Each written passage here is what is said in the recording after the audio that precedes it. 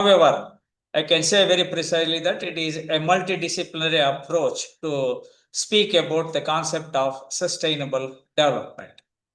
Now, today the topic of discussion would be on environment and sustainable development. Now, there are two terms. So, environment and sustainable development. Now, let me tell you first the meaning of environment. So, what is environment? Environment means the immediate surrounding of any living entity. We call it as environment. Any immediate surrounding. Today, you are all at your home or in a room in your home. So, that room in your home where you are staying is your immediate surrounding. So, that is what is called the immediate surrounding of surrounding of any living entity. You call it as environment. Then there is another term called sustainable development. Now, what is sustainable development? That means the judicious utilization of the natural resources given to us by nature without compromising the ability of the future generation is generally referred to as the sustainable development. So, let me first tell you about what is development. Now, what is development? Development is nothing but the accumulation of human capital. Human capital means human resources, right? For an effective investment in the progress of the economy of a country. In other words, development entails, that means it involves the improvement in the quality as well as the quantity of the life. So that is what we precisely say, what is development.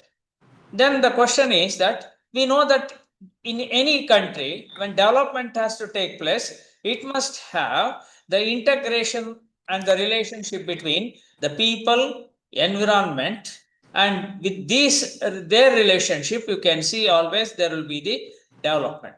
Now, India is considered to be the second largest country in the world to have maximum natural resources. And these resources acquire significance only when they are going to be developed by mankind. We know that the economy of a country is basically built upon the capital of as to how much natural resources that they possess. So, though India is considered to be the second largest country in the world, in terms of economy, we are not the second in the world. Why it is so? So, what are all the constraints or problems or the parameters that are associated with for such a lagging?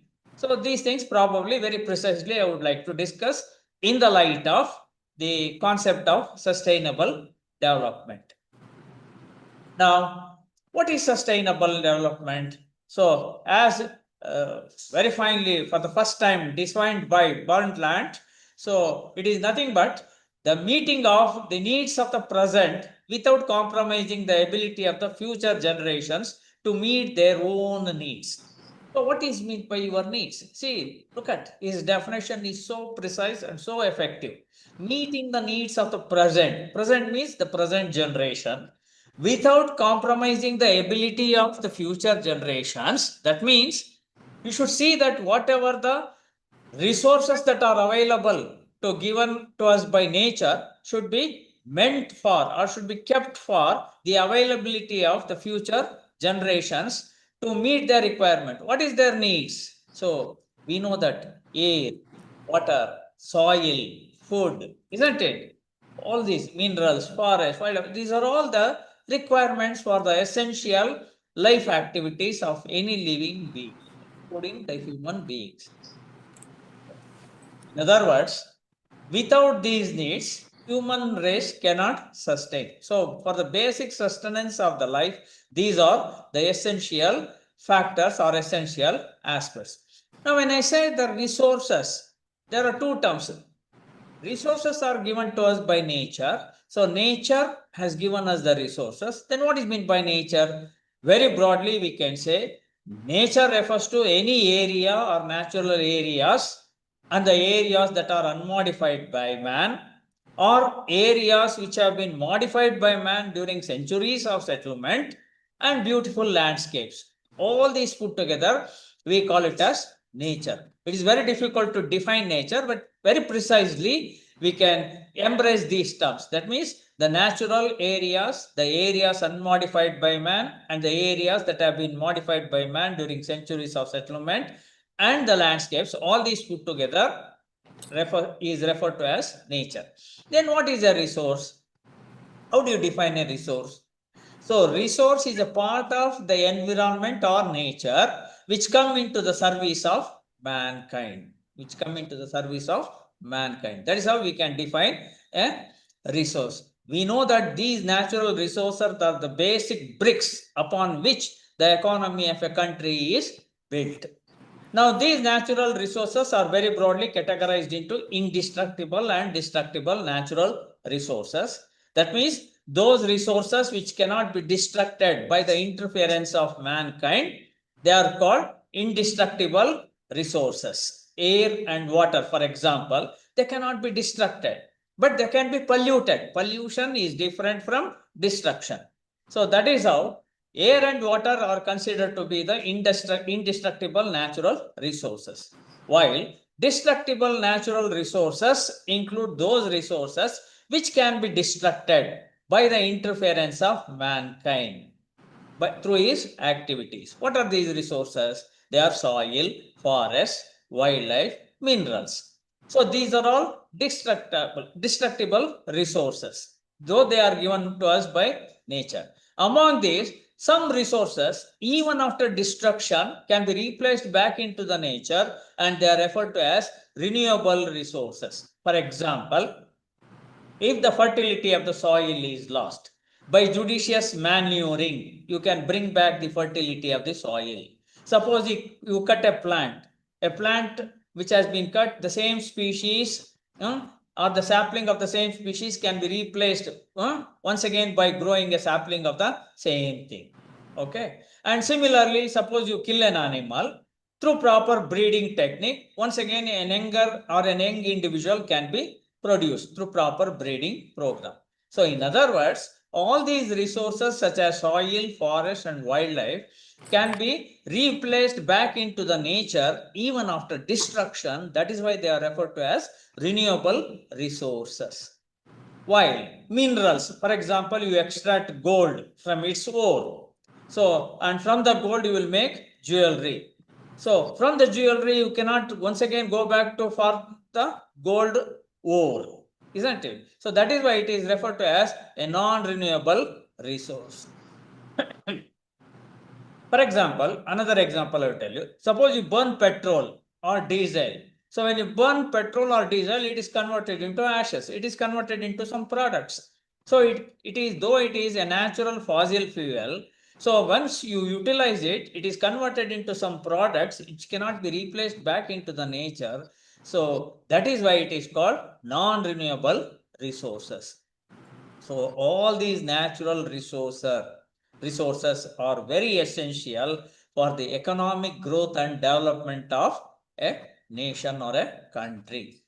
Now, what for this development, that is these natural resources that are given to us by nature, as I told you in the beginning, that we should utilize them very judiciously in such a way that we should use for the present generation also, and we should keep the stock of these natural resources without getting depleted for the future generation also. So that is what is the real concept of sustainable development. Now, what are the underlying principles of sustainable development? It is aimed at supporting, it is aimed at conserving the life of all the supporting systems. It is aimed at conserve biodiversity, whether it is plants, animals or microbes, all are essential. And judicious utilization of the renewable resources. So that is, for example, the bioresources which you are going to use for various purposes. So which can be renewed. And you should minimize the use of non-renewable resources, as for example, mineral resources. And all these related judicious management of the resources of information should be disseminated and the knowledge should be inculcated among the generations. So that is what is the basic principles that is underlining the concept of sustainable development. And to achieve sustainable development, there should be a balance between the population, economy, and environment. So if it is a perfect balance between these three, then only you can see there will be a sustainable development. Especially, suppose the population is too much and if the resources are very less, so you cannot have the sustainability. If the environment is highly polluted and the resources are depleted, with though there is a less population, it may not lead to sustainability. So in other words, if you want to have a sound economy of any nation, of any geographical area, in any geographical area, so there must be a balance between the population, economy, and environment. Then only it will lead to sustainable development. Now, we know that sustainable development always encourages to conserve and increase our resources, right? By various methods, by adopting various technologies or methods by which we can use the resources also, we can multiply the resources also, we can grow the resources also, we can protect the resources also. So thus sustainable development encourages towards the conservation of the natural resources.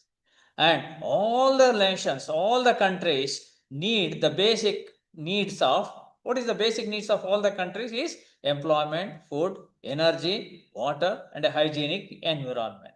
So that is what is the sustainable development. And what are the main features of sustainable development? It is going to respect and care for all kinds of life forms. We cannot say that only human beings are important, whether it is the plants or the animals or even including the microbes. All the kinds of living entities are essential to have a perfect balance or stability, what we call it as the homeostasis of any area. See, whenever there is an interaction and interplay between the living and non-living entities, and also an interaction between various types of living entities in a particular geographical area, we call it as an ecosystem. So in an ecosystem, we know that we are going to be dependent upon each other. So we dependent upon plants for food, and animals dependent upon both plants and other kinds of animals depending upon the type of food habits. So thus every individual is interdependent on each other. So that is why there should be a perfect coordination, integration in any geographical area, and that basic unit where there will be various life forms, various living entities interacting and interplaying, having a what we can say a harmonious relationship to carry out various functions. We call it as an ecosystem. So in this ecosystem, we have to respect and give considerations, give importance to each and every life forms. Because all these resources, all these components of the ecosystem will be coming into the service of mankind so that the quality of the human life can be improved. The quality of the human life. For example, you need a very good food, you need a very good fruit, you need a perfect shelter, you need the trees to have a perfect, or we can say a proper rainfall or precipitation in any geographical area. So like that, it is a sort of an intricate relationship and an integrated relationship between various life forms, ultimately in order to improve the quality of the human life. And sustainable development, that is when you judiciously use all these resources, and so it is will be helpful in minimizing the depletion of natural resources. Suppose you give importance to the utilization of non-renewable energy system. If you use minimum, right? Say for example, if you use petrol or diesel to the very minimum, right? So you can protect these, or you can conserve, you can keep these resources being available to the future generations also. So that is how sustainable development is helpful in minimizing the depletion of natural resources. And this sustainable development also ensures that the communities should take care of their own environment. They are the main features of sustainable development. Though the world, so FAO and World Health Organizations and all these, right? So they have given more than 17 goals of this sustainable development. Now, just I am going to briefly explain you or point out to you some of the parameters which are really associated with the sustainable development.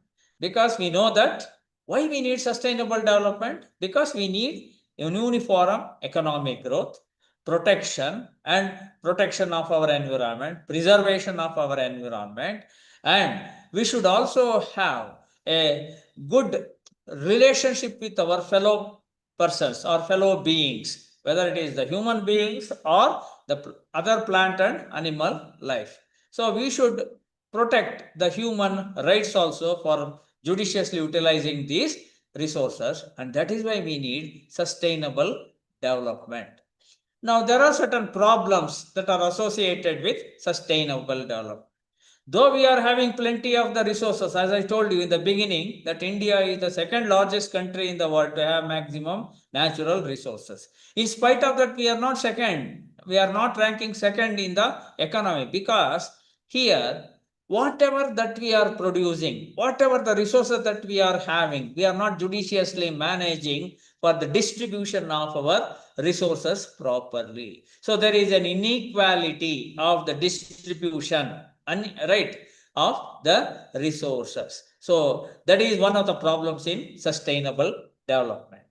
And we have seen lot of pollution. All possible types of pollutions are taking place, so that the quality of the air, the quality of the water, everything is at deterioration. So there is a degradation of the air quality, as you might have seen in the TVs, in the news, or you might have experienced also at Delhi and other places.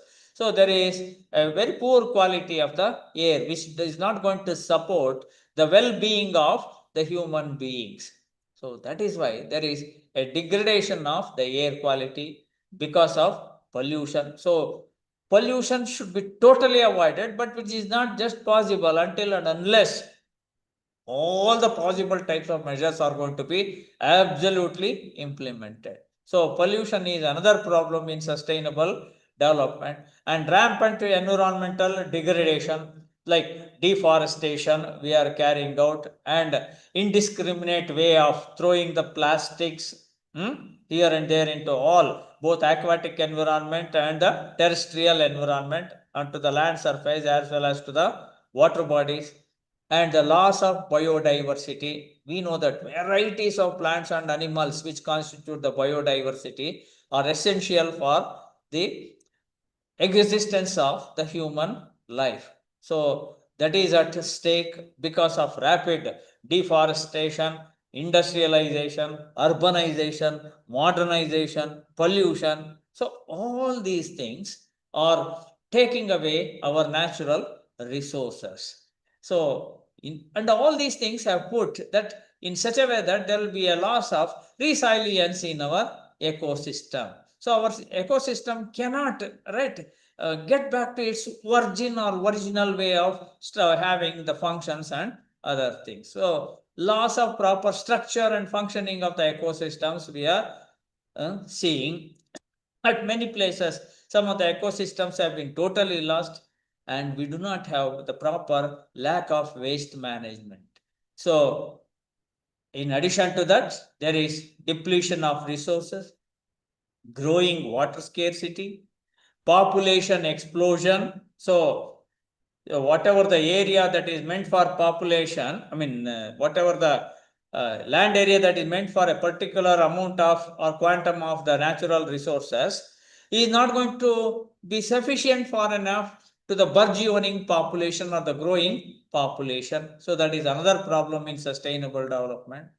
Poverty and exclusion, right? So discriminatory feelings. We do not have the feeling of oneness. Okay, so there is a lot of what we can say a gap between the rich and the poor, and we do not try to bridge them together with an average economy or a good way of living. Unemployment problems and climate change. So year by year, every minute we are seeing this climate change is taking place. Why this climate change is taking place? So it is mainly because of the pollution aspects and especially due to the release of the greenhouse gases into the environment. So this is another problem in sustainable development and conflict and humanitarian aid. So there is a conflict between human to human, nation to nation, between humans and animals, right? In all life supporting system. So thus there are a lot of problems of sustainable development. Then what are the solutions to all these problems? If such type of problems are there with us, then what are the issues that has to be addressed for sustainable development? So let me tell you very briefly what are the issues that we have to address. So first and the foremost thing is that we have to, at present, because we live in an environment which is getting day by day highly polluted, so we have to control pollution. Now we know that there are very broadly pollution. What is pollution? Pollution is nothing but an undesirable change in the physical, chemical, and biological characteristics of air, water, soil. So, air, water, and soil. So, there you will see certain changes which is not according to your liking. So, that is why you say it as an undesirable change in our what? The physical environment or chemical environment or biological environment of land, air, and water. So that is how we are seeing this pollution. Now there are various kinds of pollution like air pollution, water pollution, soil pollution, and plentiful of waste generation. Now, whenever there are air pollutions, toxic substances are going to be released into the environment. No, I am telling you each aspect because sustainable development is possible not with a single factor. For example, there should be population stabilization, there should be the development of healthy cropland and grassland, there should be the conservation of biodiversity, there should be the minimization of pollution or control of pollution, there should be the development of non-renewable what encouragement of or development of non-renewable energy systems. There should be a strict environmental legislation. So there are various parameters associated with the sustainable development. So, for example, if the air is going to be polluted and you do not have a clean air, and if it is going to be beset with or associated with various types of pollutants, so you may get various types of diseases, various types of health hazards. One may get cancer, there may be reproductive effects or birth defects. There may be various and it does not, these pollutants, whenever they are there, right, in the atmosphere, they do not discriminate between the age, sex, gender, caste, creed, region, religion of any individual.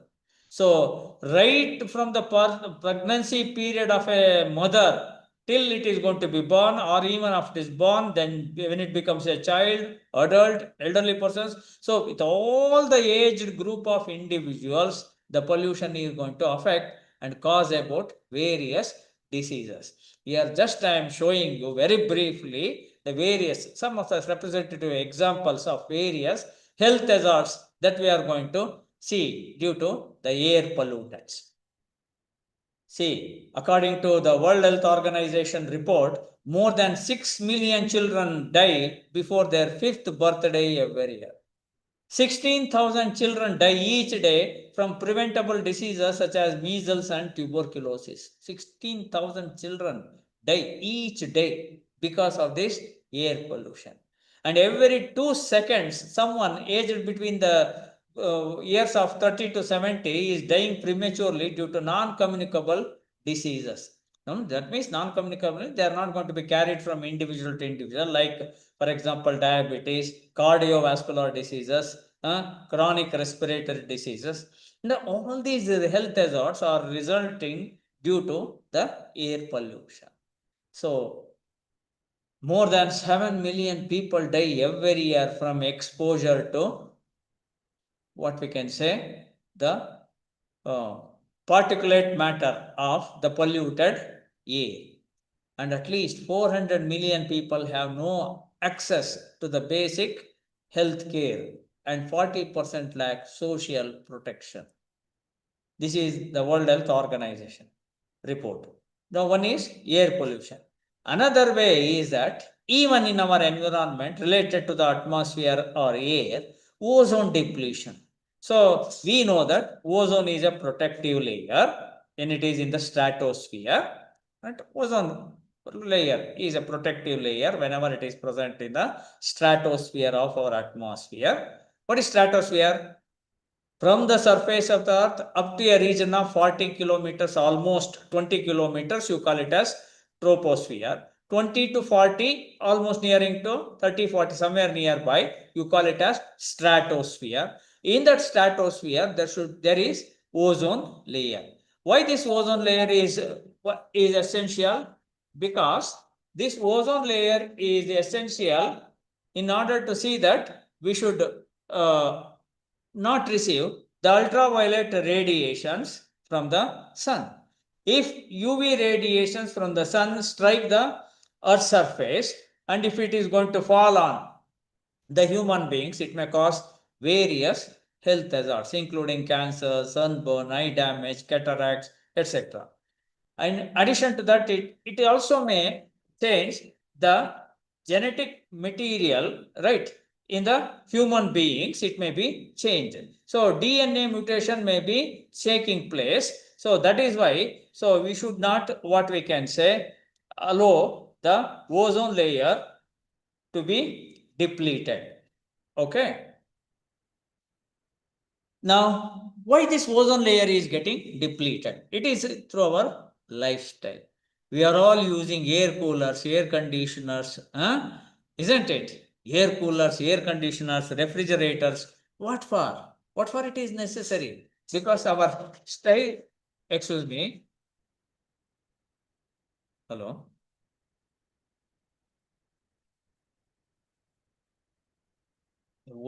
Please speak to me. I'm in a class. Talk to me later.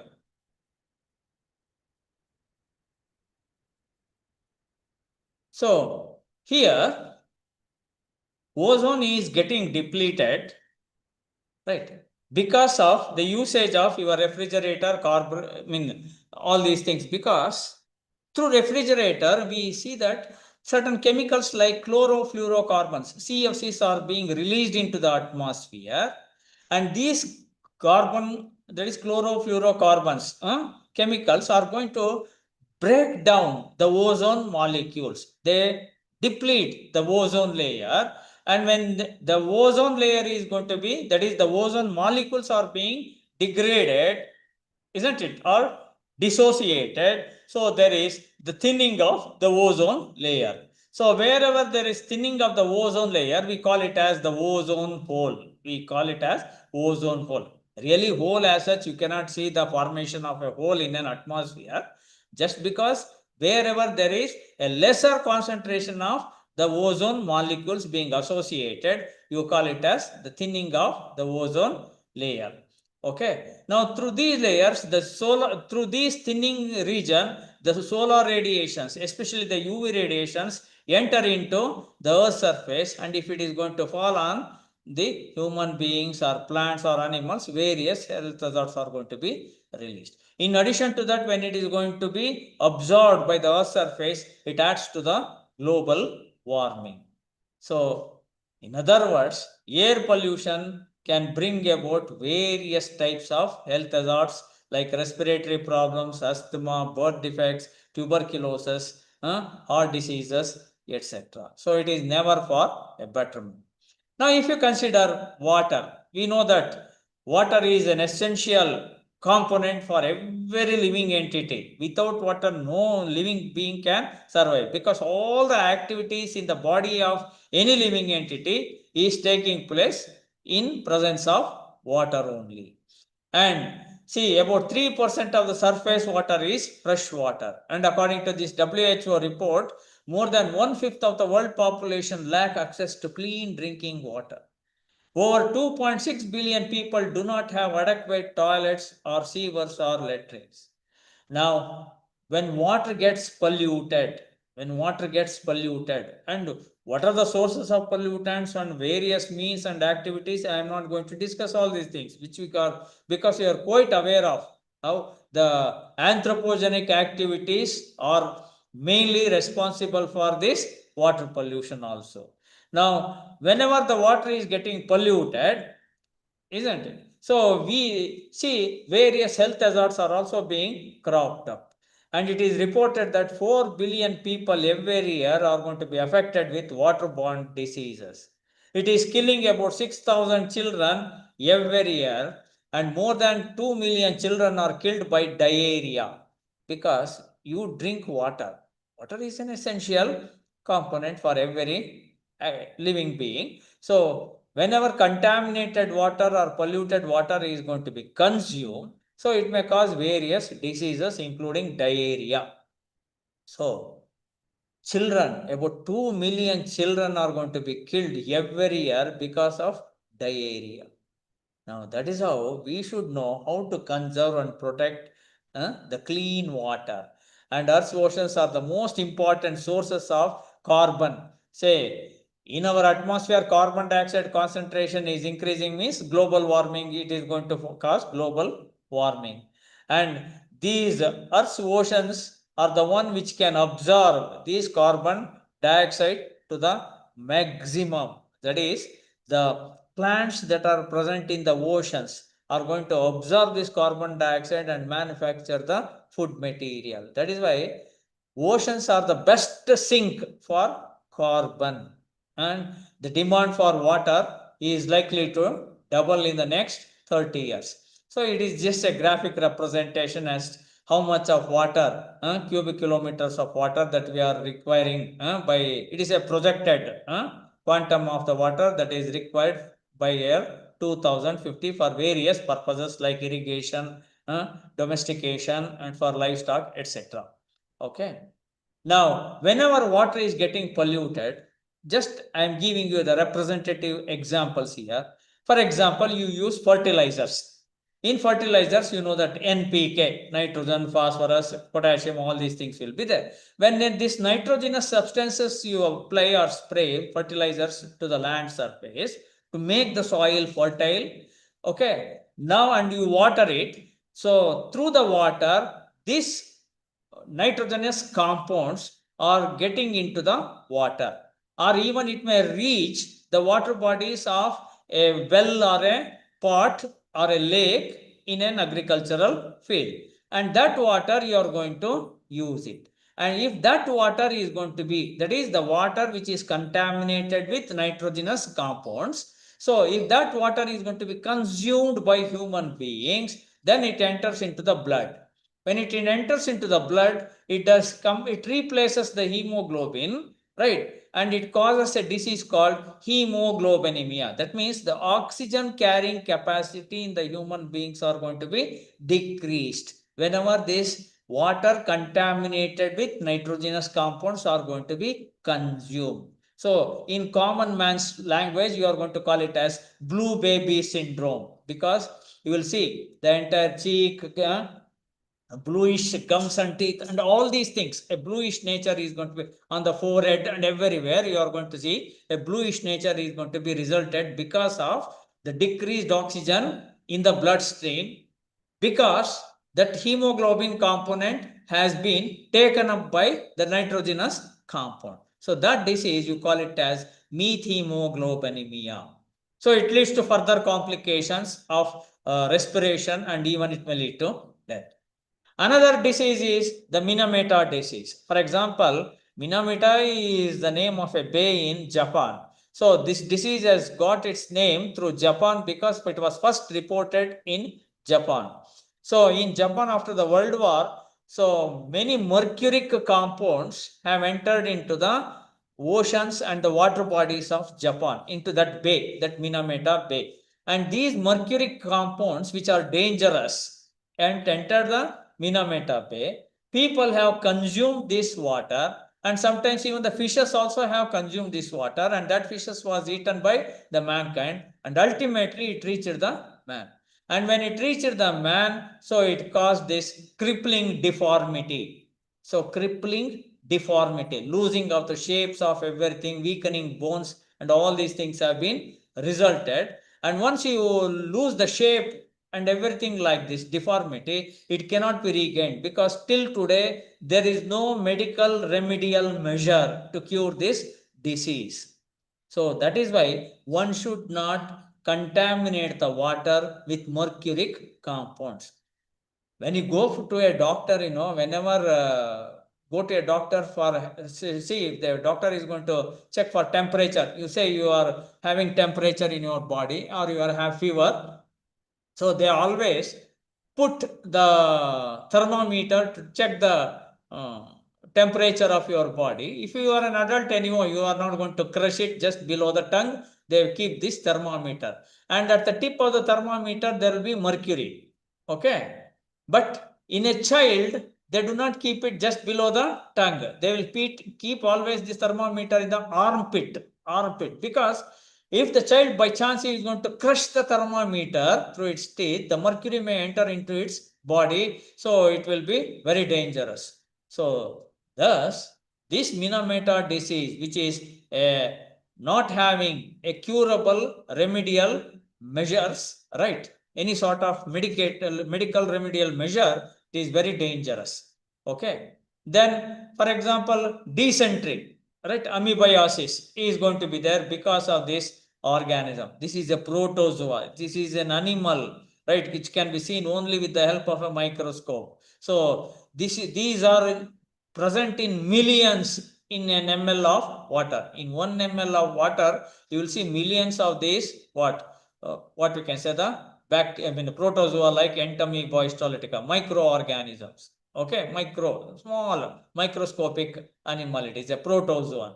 So if water is getting contaminated or polluted, so these type of things will happen. So then how to have a clean water resources? Huh? That is what is another question in sustainable development. Another problem that is concerned with the sustainable development is the solid waste management.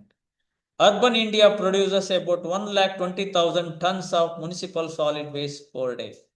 And per capita generation, I am displaying anyway, I am showing you in the slide, that is, so we are going to generate about 0.8 kg to 1 kg of the waste per day, of which about 94% is dumped on land and 5% is composted.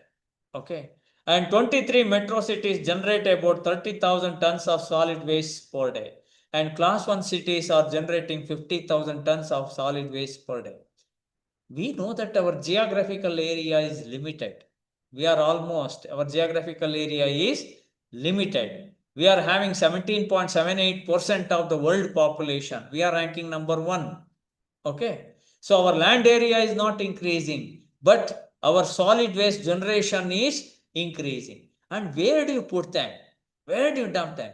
So it has become very common in most of the places in India that they indiscriminately threw away these waste either into a water body or onto a land surface. They do not bother whether it is an agricultural land, whether it is a drinking water resource, nothing. They do not bother. Simply, discriminately, they are going to throw it. So, this may lead to various types of health hazards. And what are the various types of waste that is going to be generated? So, municipal waste are there, agricultural waste and sewage sludge, industrial waste, mining waste, biomedical waste. See, these bandages, these syringes, the needles, the glasses, the what we can say medicine emptied medicine bottles, everything they constitute biomedical waste.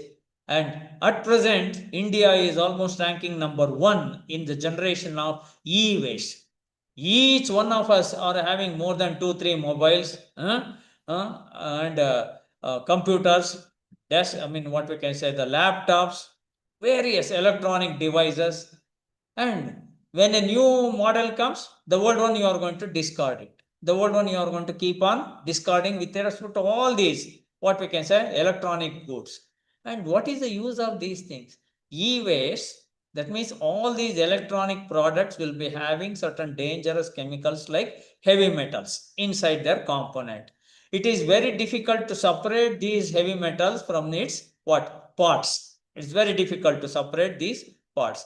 So far, Chinese and Indians have made a strong attempt to segregate and recycle these components in the electronic devices, but it is not yet success. They could not achieve the success as yet, and only even up to go to segregation level also it is a very difficult task because it involves huge investment of money. Suppose you take one mobile for 5,000 rupees, and if you want to see that the materials, dangerous chemicals should be separated and for 5,000 rupees of a mobile, you are going to invest more than 10,000 rupees of the material to segregate it, right? To separate the dangerous chemicals. So that means it is not cost effective, so to say. Cost effective. That is how the e-waste are causing a lot of problems in causing the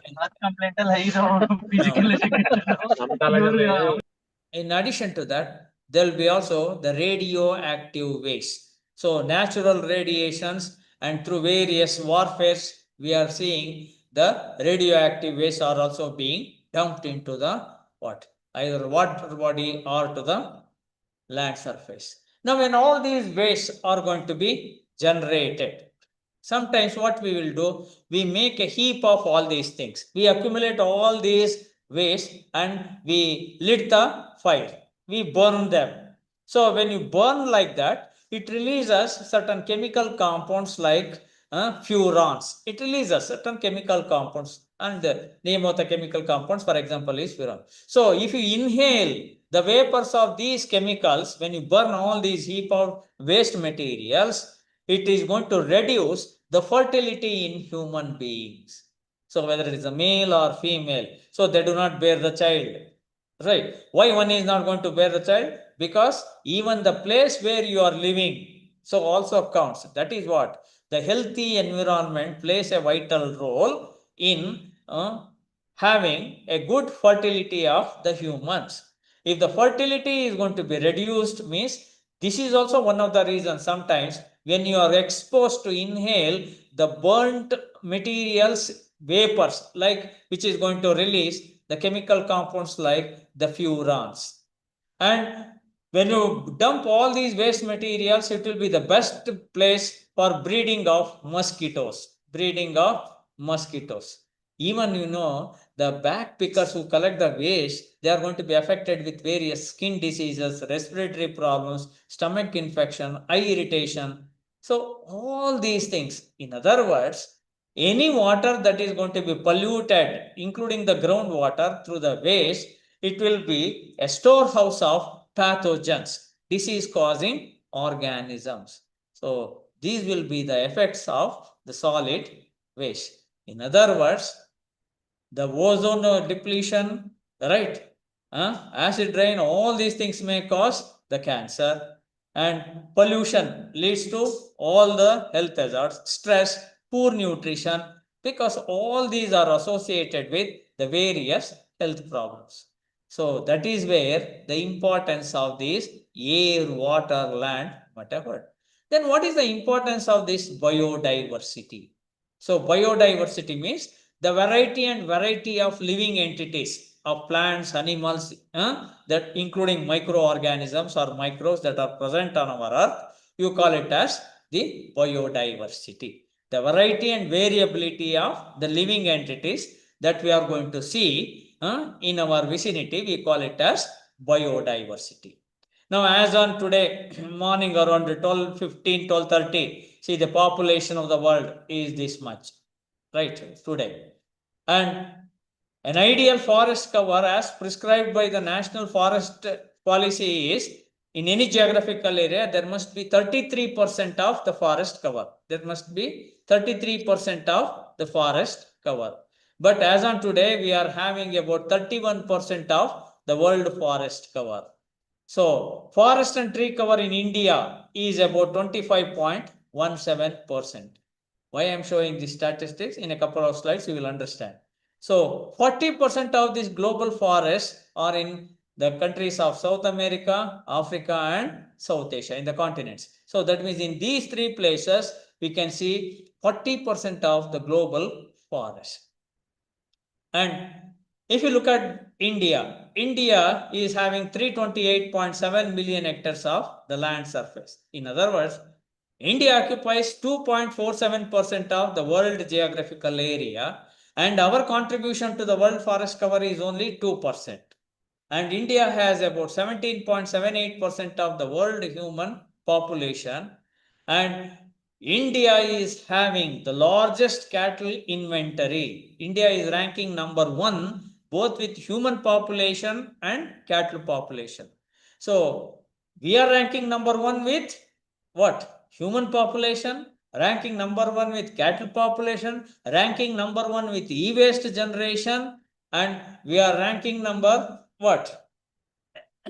2 in having the natural resources, but our geographical area is limited. It is just 328.7 million hectares.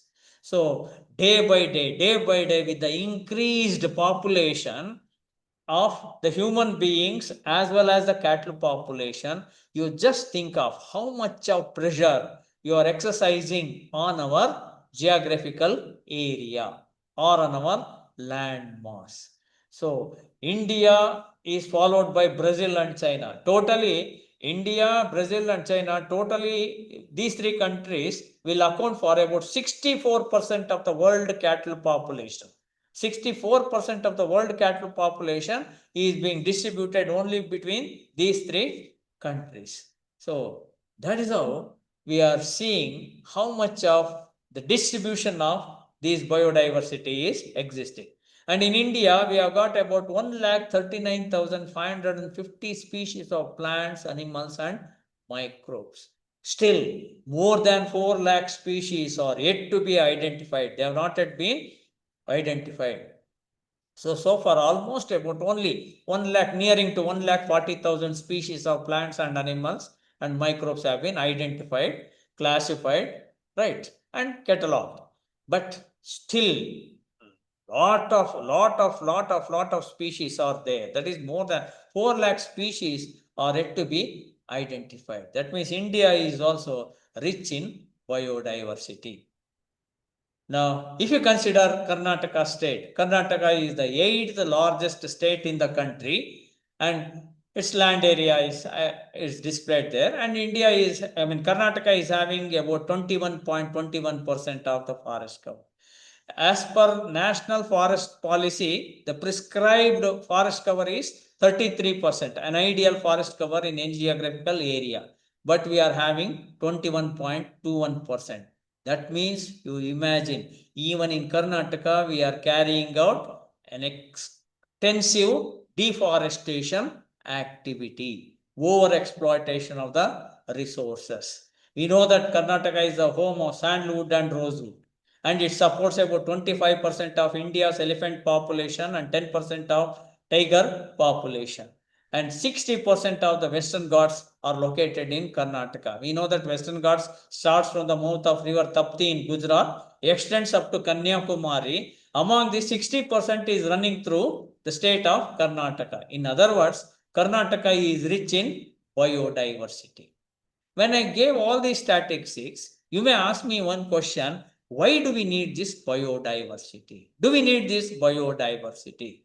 Yes. What for? Because whatever that you are using today, whether it is for food, fruit, medicine, timber, right, fuel, we need biodiversity. So biodiversity is providing you food, fodder, fruit, fuel, timber, medicine, all these things. Now, based on their utilization value, so the biodiversity is also categorized as commercial value, biological value, aesthetic value, recreational value, like that. What is this commercial value of biodiversity? For example, oil. You are going to extract neem oil, for example, or eucalyptus oil. All these oil are sold in the market. isn't it? Are sold in the market. You are commercializing it. So that value of the biodiversity, it is from whom? Either from a plant or from an animal. For example, from neem oil is extracted from the neem plant. Pongamia oil, pongamara, right? So extraction of the oil, pongamia oil is from that plant. Similarly, charcoferol, a tonic is going to be prepared. So that prepared, we are going to extract the oil from the shark fish. So this value of biodiversity, you call it as the commercial value. Then what is biological value? We know that whenever I will ask you one question. Who is going to add fertilizers for enrichment of nutrients in a forest? In a forest, who is going to put the fertilizers or manures in a forest? Nobody, isn't it? It is the fallen leaves, debris, branches, fruits, seeds, everything. They undergo decomposition by the microorganisms and they form the soil.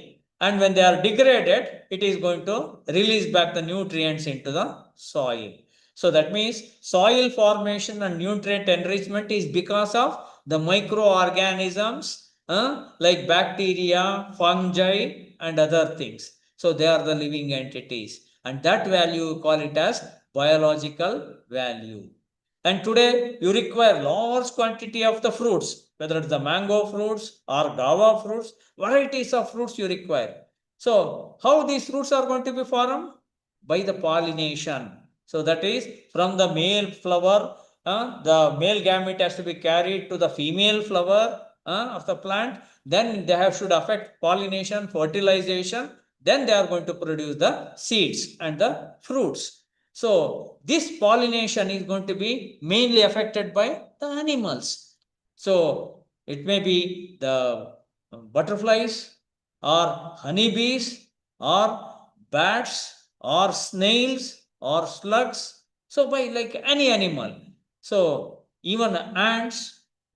So this value of the biodiversity, that is the living beings who are associated with all these pollination and other things functioning, we call it as the biological value.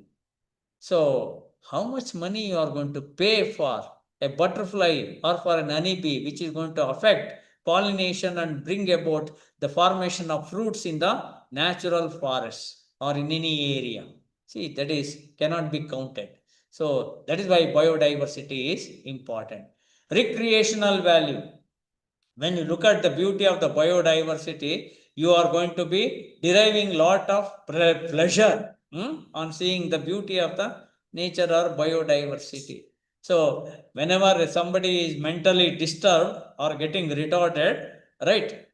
So sometimes doctors will advise them to go and see and spend some time with nature or beautiful landscapes, observing the plants, animals, etc., so that it refreshes their mind, right? So that natural courage is due to the presence of the beauty of nature, that we call it as the recreational value.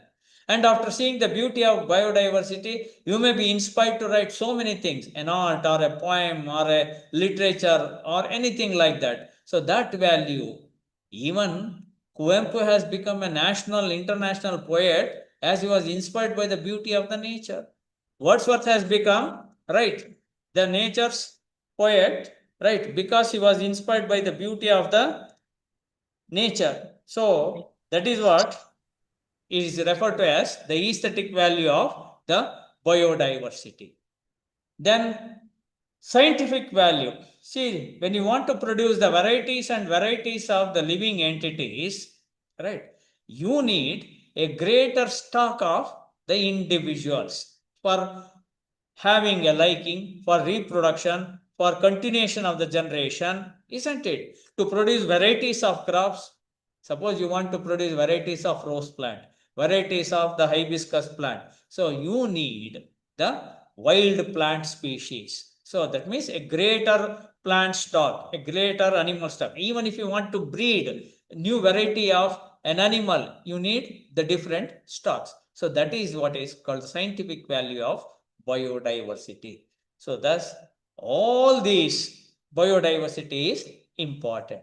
Now, an economist and an ecologist have carried out work for more than 2 decades, and they could arrive at some conclusions based on their what? Continuous research work and the data collection. So a tree that lives for 50 years is going to generate about 5.3 lakhs worth of oxygen. A tree that lives for about 50 years is capable of generating about 5.3 lakhs worth of oxygen. And a tree that lives for 50 years is capable of facilitating 6.4 lakhs worth of soil erosion control. So if you want to know the value of oxygen during corona time, you ask any patient who was struggling for what? One oxygen cylinder as to what would be the cost of it. A tree that lives for 50 years, during that period, the amount of oxygen that is liberated is worth about 5.3 lakhs. Similarly, a tree that is living for 50 years is capable of controlling the air pollutants. That means it absorbs all the possible air pollutants through its foliage, through its leaves, stems, branches, etc., and capable of purifying the air.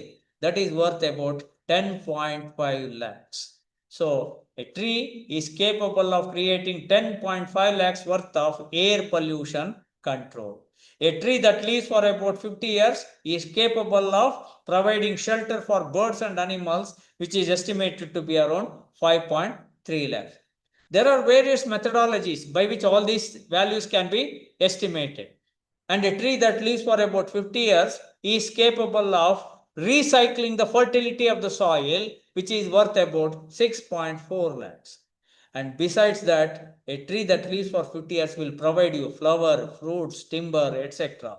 So a single tree which is living for 50 years, when you cut it, when you fell it, it is something worth more than 33.9 lakhs. You just imagine what would be the value of a tree. Okay, so that is what, why trees are important and why it is essential. Because we knew only to use them. We do not know how to manage our, what we can say, the resources, the tree resources. And more than 2.4 billion people make use of wood to provide basic energy services such as for boiling, heating, etc.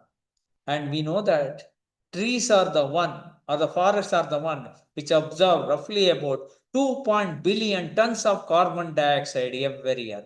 2 billion tons of carbon dioxide from the atmosphere is going to be absorbed by the trees only.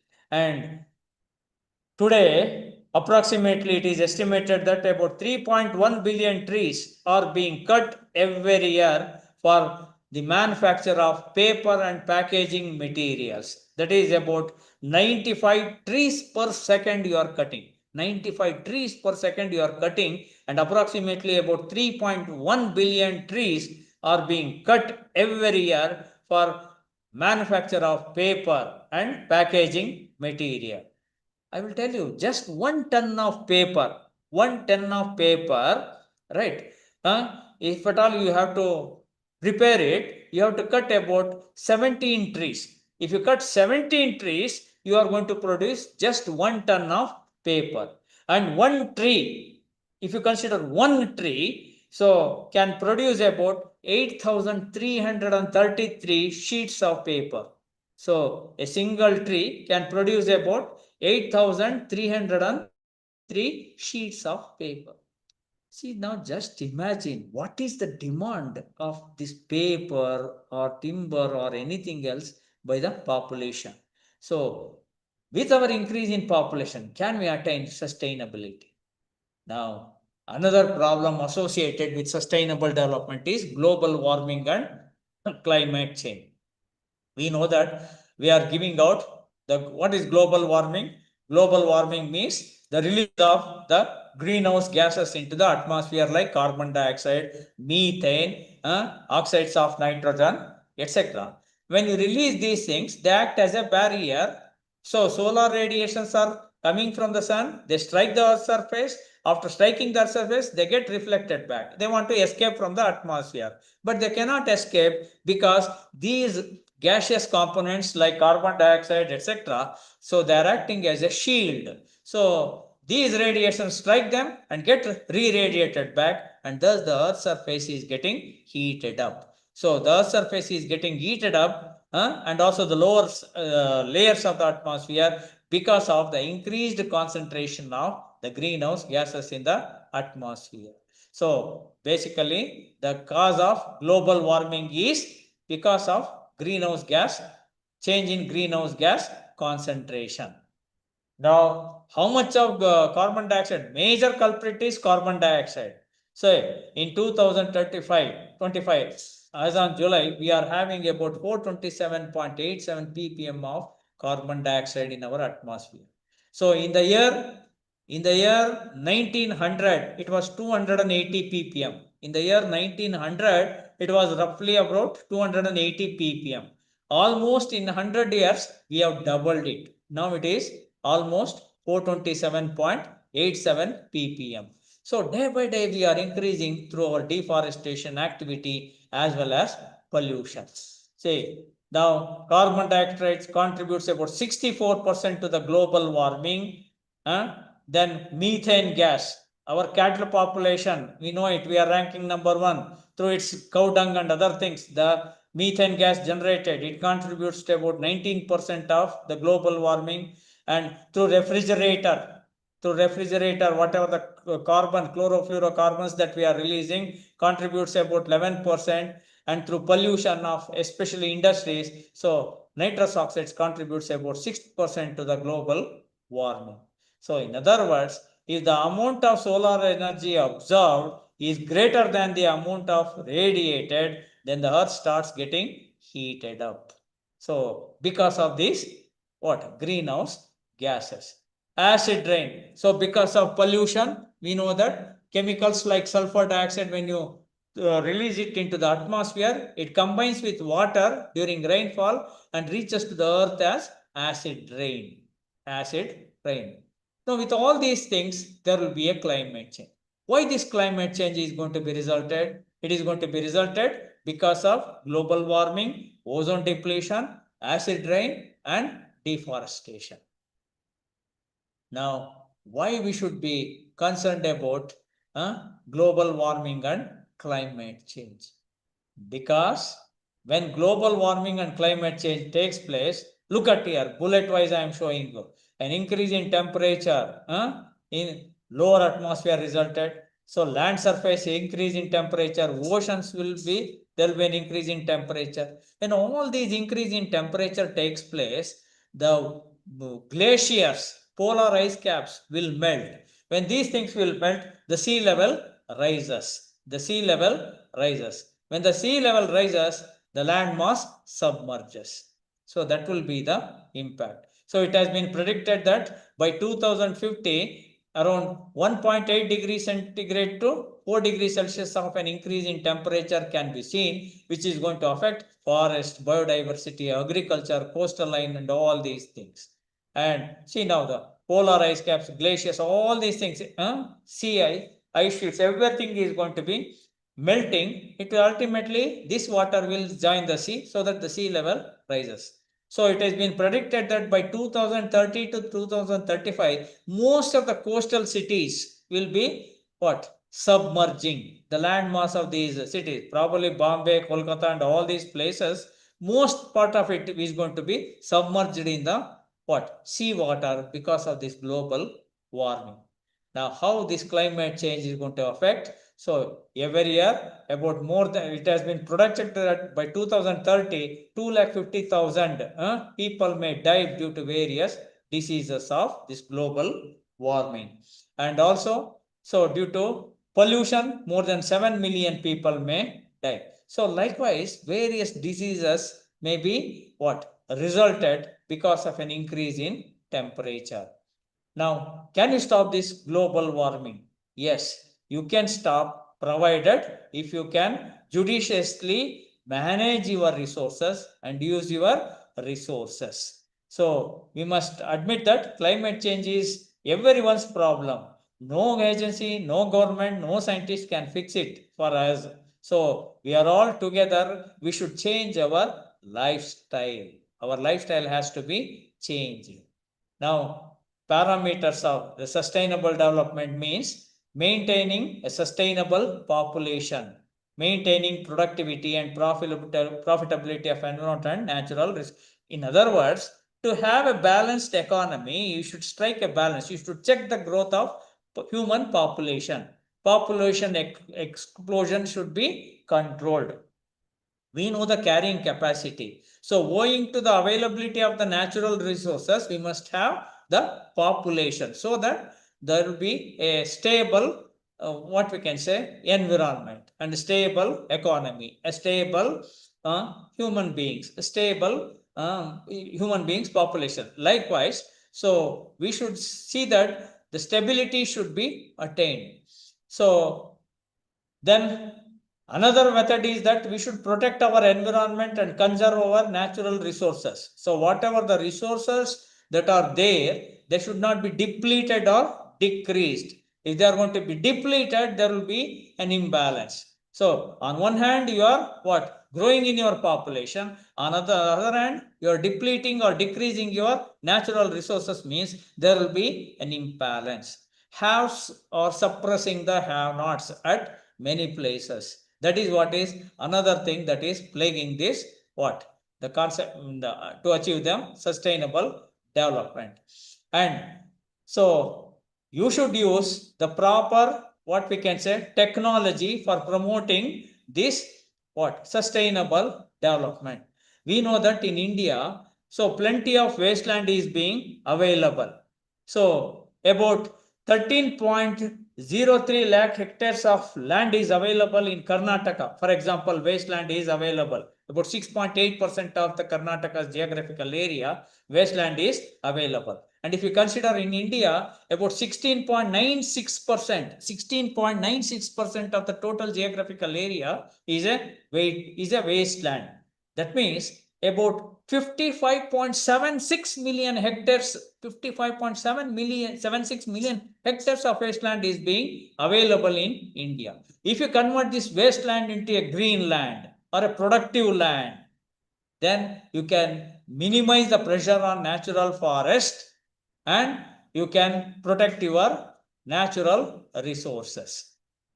So even to achieve sustainable development, you should see that there should be a will, there should be a will or a willpower should be there among the political circle, among the socio-cultural aspects, and also among the institutional aspects. So sustainable development is not possible if there is poverty and inequity because it leads to ecological crisis. If there is poverty and inequity, so unequal distribution of the resources should not be there. So if unequal distribution of the resources are there, then it leads to inequity and poverty, which may lead to the ecological crisis. Then what are the two major aspects that needs to be combined?